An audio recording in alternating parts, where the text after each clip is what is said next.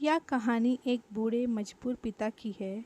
एक गांव में एक आदमी रहता था जो बहुत बूढ़ा हो चुका था, जिस वजह से उसे कम दिखाई देता था और बहुत कमज़ोर हो गया था। इसलिए अपनी बची कुची ज़िंदगी अपने बेटे के साथ बिता सके, इसलिए शहर में रह रहे उसके बेटे के घर रहने चला गया। बेटा शहर के एक छोटे से मकान में रहता था। मकान तो छोटा था, लेकिन उसके अंदर जो चीज़ें थी वह महंगी थी। उस मकान में बेटा, उसकी पत्नी और उसका 5 साल का बच्चा, यह छोटा परिवार था, मिलकर रहता था। बूढ़े पिता के आने से उसके परिवार का एक सदस्य बढ़ गया। पूरा परिवार रोज़ सुबह शाम डाइनिंग टेबल पर साथ खाना खाता।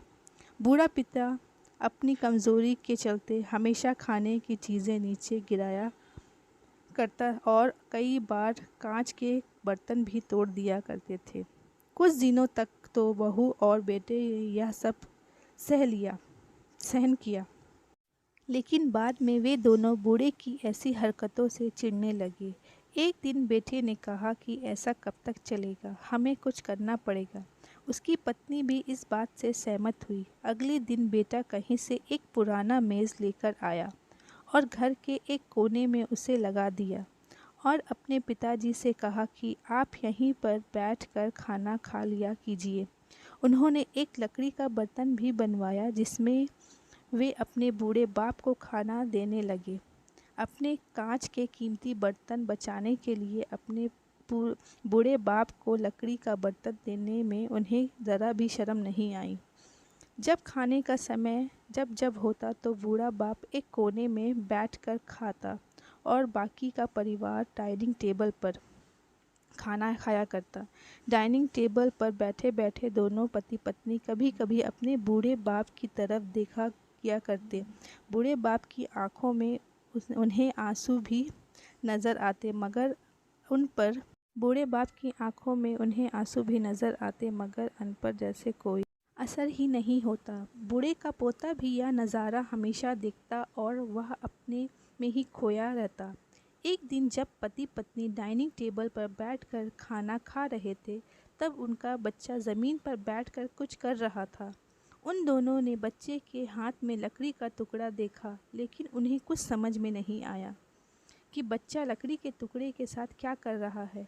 जब बच्चे के पिता ने उससे पूछा कि बेटा आओ खाना खा लो, तुम नीचे बैठकर क्या कर रहे हो, तब बच्चे के भोलेपन से कहा, अरे मम्मी पापा, मैं आप दोनों के लिए लकड़ी का बर्तन बना रहा हूँ ताकि आप लोग जब बूढ़े हो जाओ तो दिन में खाना दे सकूँ।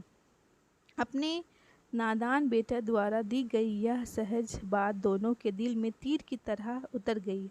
दोनों एक दूसरे का चेहरा निहारने लगे।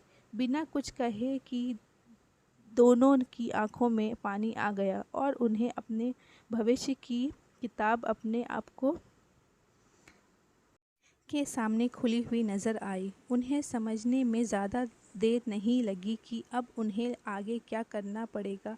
अगले दिन कमरे के कोने से वह पुराना मेज़ हट गया और अब बूढ़े पिता और बाकी का परिवार साथ में मिलकर फिर से खाना खाने लगे। बूढ़े की कमज़ोरी की वजह से हो रही गलती भी अब किसी को नहीं चिढ़ाती थी। दोस्त, यह कहानी हमें बताती है, हर पत्ता जो आज हरा है वह कल सूखेगा और डाली से नीचे गिरेगा। इसलिए हमें अपने बड़े बूढ़ों का हमेशा ख्याल रखना चाहिए और हमें अपने माता पिता और बुज़ुर्गों के साथ वैसा ही व्यवहार करना चाहिए जैसा हम चाहते हैं कि हमारे बूढ़े होने पर हमारे बच्चे हमारे साथ करें। धन्यवाद।